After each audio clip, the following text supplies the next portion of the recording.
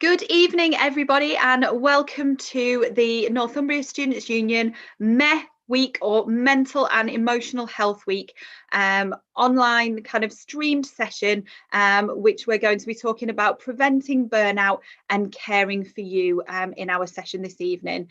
My name's Chrissy. I am the Student Wellbeing and Resilience Manager here at NSU.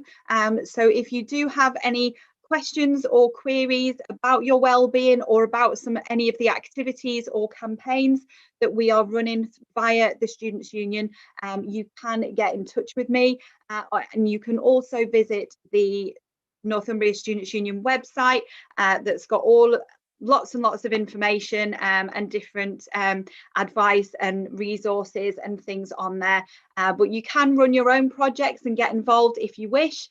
So have a look at it all and see what you'd like to do.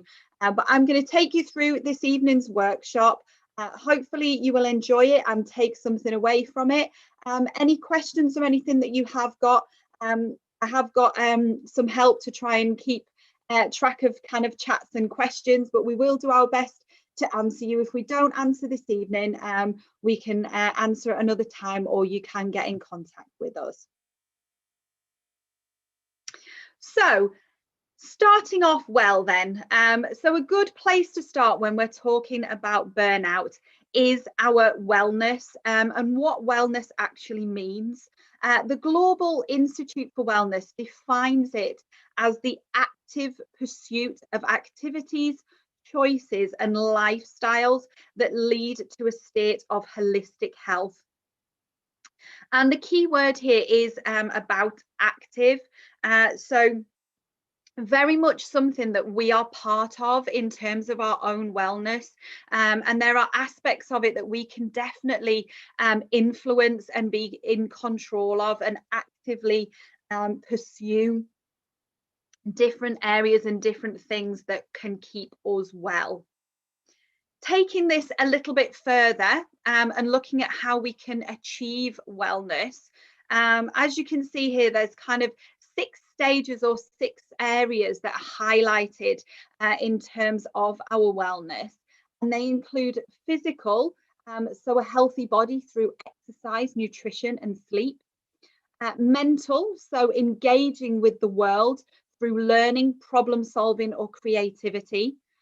Emotional wellness, so being in touch with and being aware of, accepting and being able to express our feelings and those of others as well. Sometimes this can be really difficult, and we can't always find the words to explain how we're feeling, but it is important to be in touch with those emotions and allow both ourselves and others to experience and work through our emotions, even if they might be negative at particular times.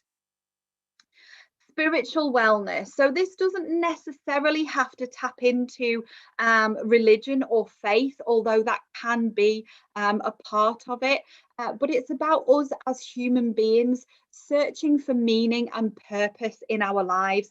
Having a sense of purpose is a huge part of our wellness.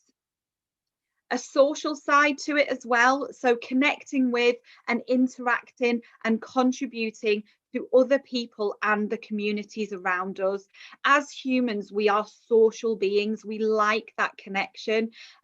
Obviously, at the moment, we are missing some of that, but thankfully, we are in a technological age where we can use the virtual world to make those connections as much as we can, rather than lose out of them completely whilst we're still kind of in this pandemic environment.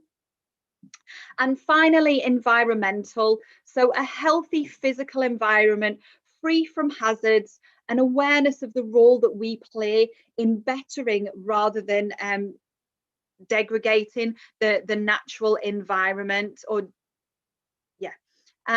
so really kind of wanting to look after things, and again, at the moment our physical environment isn't that free from hazards. We have a very kind of deadly virus still going on at the moment, and that is unsettling, and it does make that environment very difficult. But there are still things that we can do to make ourselves as safe as we possibly can in terms of following regulations and keeping ourselves safe. So these 6 factors are a really good way to achieving wellness, and we will kind of come back to some of this later on as well.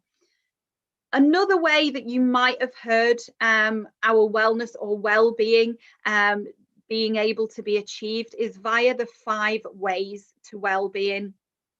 And these relate quite neatly with some of the things that I've just discussed. So connecting, making connections with others, so that notion of being sociable, being active, so doing something physical that gives us energy, motivation. Keep learning, so be creative, learn new things. In particular, you guys are all learning as part of your course and studying, but we might want to learn something outside of that, or we might want to be creative to give ourselves that sense of well-being. We can give back to our community or give to other people. And also take notice. So look at the world around us, take things in, don't take things for granted, really kind of connect and take notice and envelop everything that's around us. So these are really good ways of achieving and reaching well-being. For our Mental and Emotional Health Week this week, we are following the theme of these 5 ways to well-being. So each day this week, we've had a different focus. So keep an eye out on our social media and on our website for more information and more details about that. Moving on to burnout then, and identifying burnout. What is it? It was a phrase that was coined in the early 80s, and some seminal pieces of work were done around that time on burnout, what it means, what are its characteristics, and also how it affects us. And I'm going to talk a little bit about that now. So it's described as being a debilitating psychological condition caused by unrelieved stress. And that might be stress from work, studying, family life, our other relationships, all kinds of different areas. It may be a combination of all of these. But this condition results in physical, mental, and emotional exhaustion, a demotivation and detachment from your work, your studies, and your day-to-day activities, and also a lowered resistance to illness. And certainly at the moment, that is not something that we want to be having in our lives. When we're in burnout, we have a feeling of being out of control. We become depressed or experience anxiety-related symptoms. And these include continuous low mood, ongoing sleep disturbances, a change in behaviour and motivation for daily life, and anxiety-related symptoms, which include physical symptoms such as gut or bowel problems, tremors, headaches, heart palpitations, dizzy spells. And then there are psychological symptoms such as hyperarousal, that fight or flight feeling, or just feeling like we're living on the edge. So the stages of burnout, okay, we don't all of a sudden find ourselves in this phase. That we do kind of work into it over a period of time. It's not 100% guaranteed that we will follow all of these in order. So we may kind of move around these stages, and we can prevent ourselves from reaching burnout at any kind of stage. And I'm hopefully going to help you and give you some information of how you can do that. But first of all, I want to talk you through these stages so that you can have an awareness of when you might be experiencing some of the earlier stages of burnout, because that's a much better place to set some interventions and be able to challenge how you're feeling, rather than leaving it until you're really kind of stuck in that burnout phase. So our first phase then is the honeymoon phase. And this is characterized by high levels of satisfaction, creativity, motivation. We have a commitment to what we're doing and what's happening, but we may start to experience some stresses. A honeymoon phase in particular can happen when we move into something new. So if we start a new job, beginning university for the first time, or any other period of transition. But quite often, as the name would suggest, this is quite an upbeat, happy phase. Lots of kind of, as I've mentioned, high satisfaction and feeling quite optimistic and quite pleasant about things. You can see some of the symptoms there of this kind of phase. They include that job satisfaction. We're readily happy to accept responsibility. We have good sustained energy levels. We may have optimism that may be unbridled, or it may be just an average state of optimism. We're committed to the job at hand and doing the things that we set out to do. We might be have a compulsion to prove ourselves and really want to kind of make a difference and show that we can do something. There's lots of free-flowing creativity happening, and we have high productivity levels as well. Now, this is a very good stage that if you don't already have positive coping strategies built into your day-to-day well-being, this is a really good phase to introduce them. Unfortunately, however, many of us don't do it at this stage because we're riding high. Why would we need to put in coping strategies? We've got nothing to cope with. Everything's great. Everything's going okay. So we often miss those things that can really prop us up further down the line and help us with what we're trying to do. But giving you an awareness of that, and hopefully you've been able to recognize when you're in these kind of periods and when things are feeling good, don't forget that you still need to have coping strategies or implement things in our day-to-day lives that are going to make us feel good. All of those things that I talked about that will help us to achieve wellness and maintain things on a very positive level. So continuing with this notion of burnout then, following the honeymoon phase, some of those stresses that we were dealing with okay and we were managing with them, they start to feel a little bit more difficult.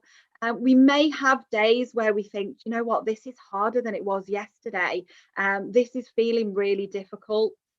That optimism that we had might be starting to wane a little bit. We're not feeling quite as good as we did previously.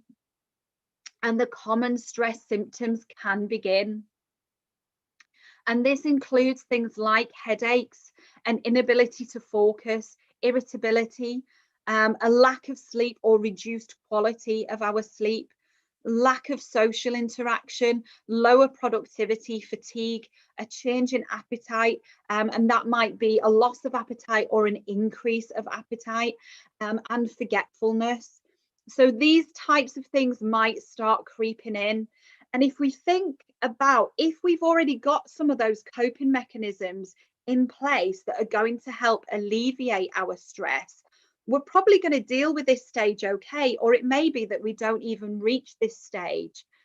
But if, like a lot of people, we haven't got those strategies in place, we're definitely going to start to kind of feel this as we go down the line and as things kind of build in our lives. Following from the onset of stress, we get chronic stress. So this is where things are really starting to ramp up. They're really starting to get difficult. There are clear changes in our stress levels. Our motivation changes, and frequent stress comes in instead. And all of those symptoms at stage 2, so at the onset of stress stage, they start to become a lot more intense. We may find that we're starting to miss deadlines, or we might be leaving things to the last minute. So we're then worrying about assignment deadlines or looming exams. We might need to ask for extensions, but then one assignment creeps into another one, and things start to get really difficult. That fatigue that we started to feel starts to become a lot more persistent, a lot more difficult to deal with. Procrastination is a common symptom that is associated with stress, and that can creep in and start to become worse. We may withdraw even more from social experiences and social engagement.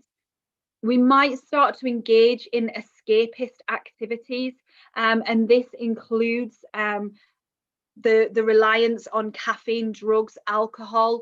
We might zone out in front of the TV or play video games on end, or scrolling through kind of social media to just escape what's going on and try and take our minds off all of the things that are happening. We may notice that we're getting angry, or that we just have a complete lack of emotion and engagement. So apathy may come into it.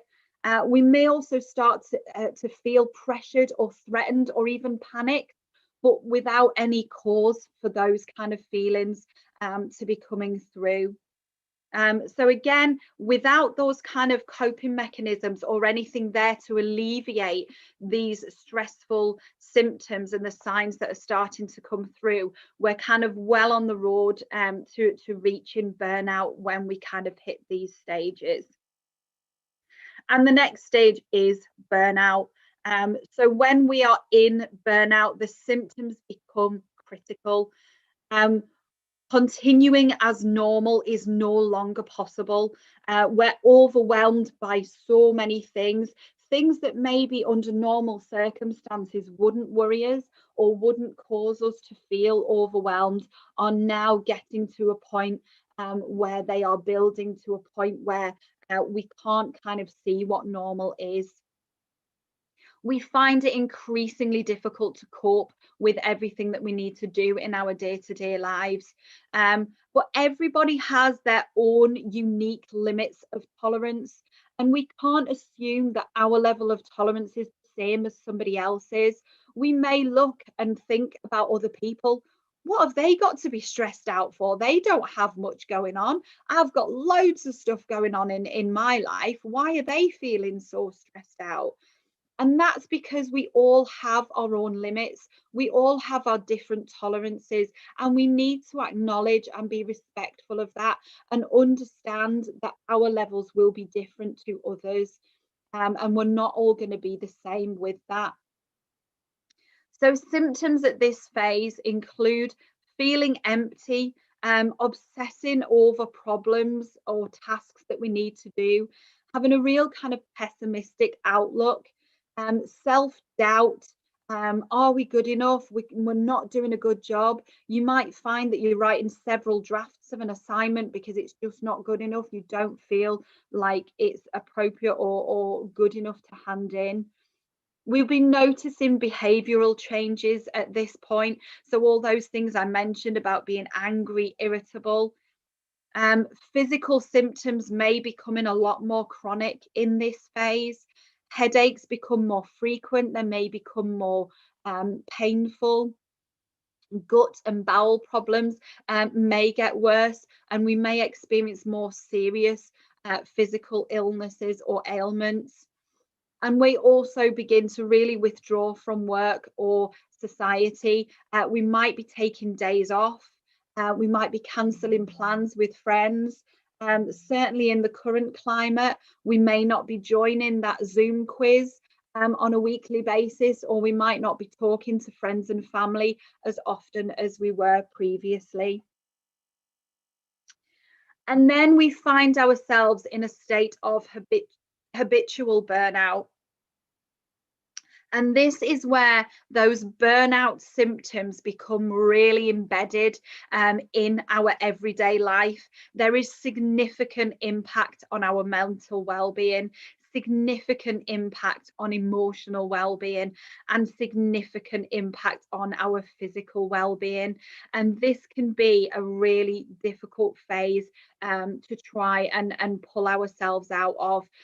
Hopefully we've done it at the previous phases, even the one previous when we're in burnout. We can introduce interventions to help get ourselves out of it. But not all hope is lost, even if we find ourselves in this habitual, repeated state of burnout, where we're experiencing chronic sadness, depression, definite burnout syndrome happening, and that mental and physical fatigue. We can still do things to help ourselves, and I'm going to talk about that in a second. There is also professional help that you guys can tap into, or additional help available, in particular in and around the university environment. So don't feel like it all has to be on your shoulders. There is additional help and support out there that you can access. And I'm going to give you all that information at the end of the session as well. So the key question then, how do we prevent burnout, or how do we help ourselves as much as we possibly can to not enter those serious kind of stages of burnout? And the simple answer is self-care, caring about ourselves, focusing on what we enjoy, what we find fun, what gives us that sense of joy and happiness. Think about all of those things and those areas that I mentioned right at the beginning, those 5 ways to well-being. It all kind of wraps in together, and it's all part and parcel of keeping ourselves well. But we need to have self-awareness, and we need to reflect and focus on ourselves. We and you are the most important person to you. And sometimes we get caught up in caring for others, all of our responsibilities, all the things that we have to do, that we care about everybody else and we forget about ourselves. But if you don't care about yourselves, you're not going to be in a fit state to then be able to help others out or support others with what they've going on. I often say to people, be your own best friend. Talk to yourself like you are your best friend. If you noticed all of the signs and symptoms that we've just talked about in your best friend, you would help them, you would support them. You might take them, well, at the moment you'd talk to them virtually, or if they're in your household, you might sit and play some games or have a chat. But once the world's open again, you might invite them out for a coffee or for a walk in the park. Ask them how things are doing. And that's exactly the same for ourselves. We need to be that friendly voice in our own ear that recognizes that we need some help and support. And self-care doesn't have to be a major time-consuming thing. It's much, much better if we build self-care or coping strategies into our everyday lives. Have them there all of the time, so you don't really need to think about them. They're already there. They're already propping up our well-being and making sure that we are in a place to deal with everything that life is going to throw at us. A really nice analogy that I often use for this is, think about your physical health and your physical well-being. In order to maintain your physical well-being, we know that on a daily basis, we have to eat food. That keeps our energy levels going, it keeps our body functioning, it fuels our muscles, our brain, everything. We have to do that on a daily basis. Now, we don't wait until we're absolutely starving most of the time until we eat something. We often will plan meals, or we'll know, okay, if I skip breakfast, I know I need to eat lunch, and then I need to have something at dinner time. Very rarely do we wait until we're literally chewing our arm off before we eat and we have some food. And the same applies to self-care. Don't wait until all of those stresses are really kind of set in, and you're definitely sitting in that burnout phase. Bring it into your daily life and have it there all of the time, and that will really help to maintain a positive state of well-being. And it's summed up quite nicely here that self-care is a survival mechanism. It's not a luxury. And we need to reframe our thinking about self-care a little bit, because we do think it's this really time-consuming thing that we have to plan. We have to take a day out, or you know, a really big chunk of time. If you're able to do that, marvelous. But not everybody is. And the biggest reason I hear from people as to why they don't engage with self-care is that, oh, I haven't got the time, I can't possibly fit that in. But if you build it into your day-to-day life, it will be there anyway. The same as eating is in our day-to-day lives, self-care can be as well. It is a requirement at all times, not just when we're feeling low. And it really does help to maintain our well-being. But as you can see from the fabulous picture that I've put on here, it is different for everybody. Not everybody is going to want to engage in the same activities or tasks for their self-care. So it's really good to think of it as a pick and mix. Do different things, give yourself a bit of variety. You can talk to others about your self-care, share with each other, share with family, friends, flatmates, what you do to enjoy yourself, what gives you happiness on a day-to-day basis, but change it up a little bit. If we do the same things all of the time, it can become a little bit dull and a little bit boring. So we might want to take a bit of inspiration from somebody else. We may want to learn something from somebody else. And I've popped up a few suggestions here, but you can have a think to yourselves what you enjoy doing. You may find that you're actually doing self-care already, but you might not recognize it as such. And having that self-awareness of the different things that you're doing on a day-to-day basis that actually are helping your well-being can be really positive. Some self-care activities can be relaxing. They can help us to chill out. So listening to music, reading a book, taking a bath, those activities can be really relaxing and really pleasant. But similarly, we may want to choose something that's really energizing, really gets our blood pumping and motivates us. So exercise, going for walks, going for a run, anything like me, jumping around in my living room with a disco light going, doing clubbercise classes and things like that. You can just put your own music on and dance around your room. Nobody's going to see you. Who cares? Let loose with it. As long as it is something that you enjoy and you're finding happiness from, that is part of your self-care. You can join in group sport. You might find that journaling or writing down your thoughts helps. You might want to kind of set yourself little tasks. All kinds of different things can build into your self-care package. If you're not sure what you want to do, or you want to set yourself some new challenges, lots of people write different activities down and lots of different kind of coping mechanisms or self-care strategies and pop them in a jar or a bowl, and every day they pick something out and they try it and they do something new. And some people find that kind of randomness really helpful and really kind of motivational and taking it on spur of the moment. Other people like to plan ahead and like to know what they're doing and like to see where things are going.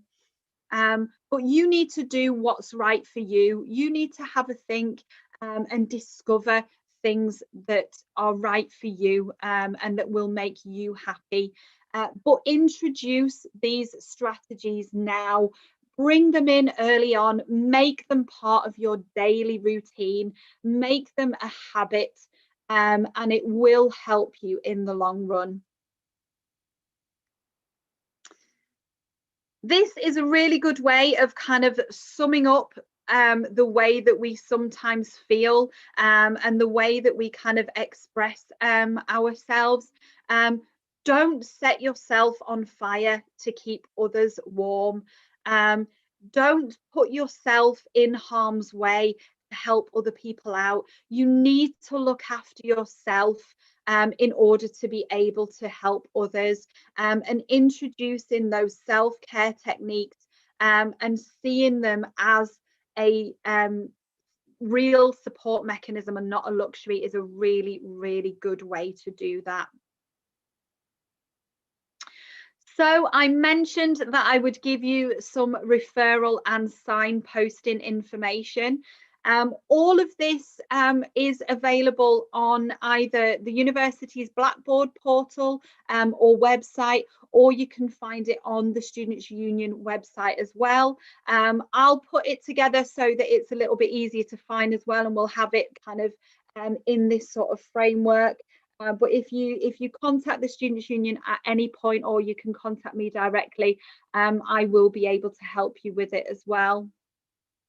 I'm going to talk you through some of it so that you kind of understand and know what helps out there, but also it'll give chance for this slide to be on the screen for a little bit longer as well. But as you can see, we do have links to everything. All the stuff in blue has got hyperlinks with it, so we can make this available for you guys to actually have if you want it as well.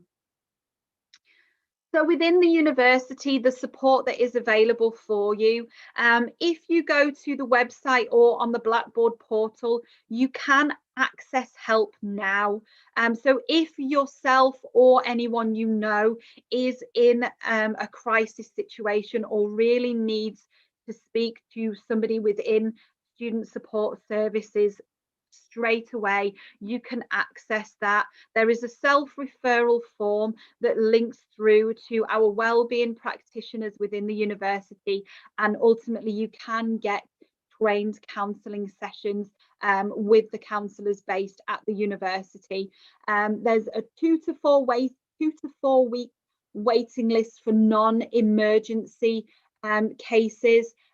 If there is emergency, if anybody is really at a crisis point, if there are any kind of risk or thoughts around kind of suicide or a risk of harm to an individual, they will see that as an emergency case, and people will get seen quicker. The university also run wellbeing workshops. Again, you can access this via Blackboard or via their website.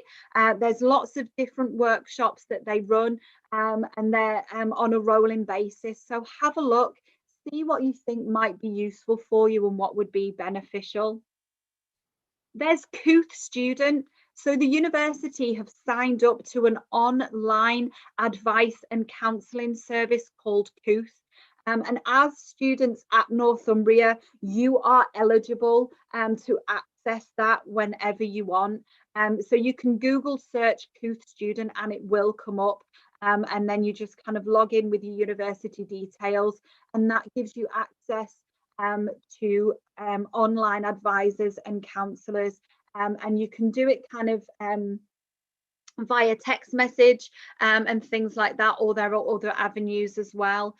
There are also lots of peer-led forums and chat rooms and other things happening in an on Kooth as well. So do explore that if you wish to. The Safe Zone app. For those of you that don't know, this is adopted by the university and promoted by the security department. Again, you can use this in an emergency or crisis situation. If you're in and around campus, it will link straight through to university security. But you can also use other tools that are within this app as well. So you can report incidents that you may have experienced or that you might have witnessed. And there's also other help and support information on that app as well. You can download it from Apple Store or Google Play for Android. Just search for Safe Zone and it will pop up and you will see it. There's local and national support available as well. So there's a really good organisation that you can text called Shout. They also have a pretty decent Instagram as well that you can follow. But if you text 85258, there's online help and support. Student Minds is another very good organisation that offers lots of help and support. Again, they have a really good Instagram site as well that you can follow and see hints and tips from those guys around mental health and well-being. The NHS and Mind have released Every Mind Matters. There's lots of information online. There's different quizzes and surveys that you can do to help assess where your well-being is and what help you might be able to tap into. And Papyrus is a suicide prevention charity aimed at young people, and by young people it's actually anyone under the age of 35. And again, the information that they have on their website and their social media is really, really useful also. Within the Students' Union, we have lots of different kind of projects and support services. NSU Nightline is still open and we are operating an email listening service. So that is a confidential listening service run by students for students. We're hoping that very soon after the restrictions are lifted, so for next academic year, we may be able to open the phone lines at some point, but at the moment we are still open and those guys are there to listen via email.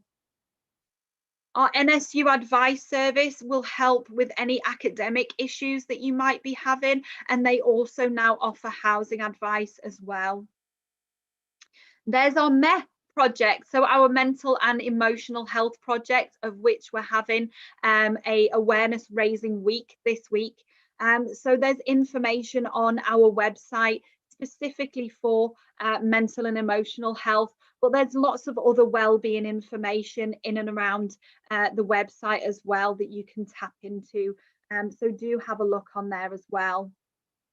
If you're committed to taking on something new or you want to get involved and learn some new self-care strategies, do some new things, then lots of our societies are still operating.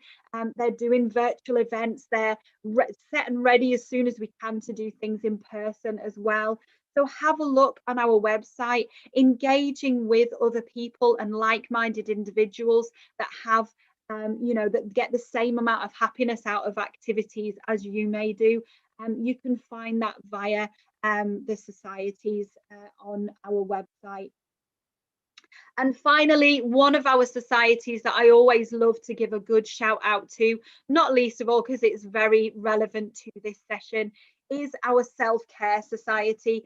So we have a society dedicated to helping and supporting students to introduce self-care into their daily lives.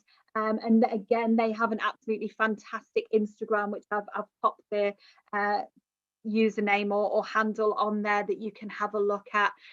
You can also join that society. You can input into those guys as well, any ideas or things that you've got going on for activities or that you want to talk to them about.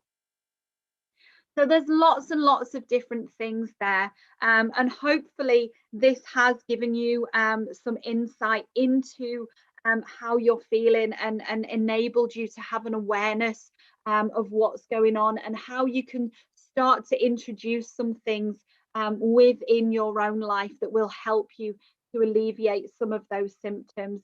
But if needed, do remember you're not on your own, okay? There are people within the university and the Students' Union and across the UK that really do want to help and want to be able to support you and be there for you if you need it. thank you all so much. It's been an absolute pleasure to deliver this session to you. Please check out the Students' Union website for more workshops, training, lots of different activities that we're offering that hopefully will be of benefit to you. And do remember to take care of yourselves and everybody else around you. And hopefully I will speak to you or see you very soon. Thank you.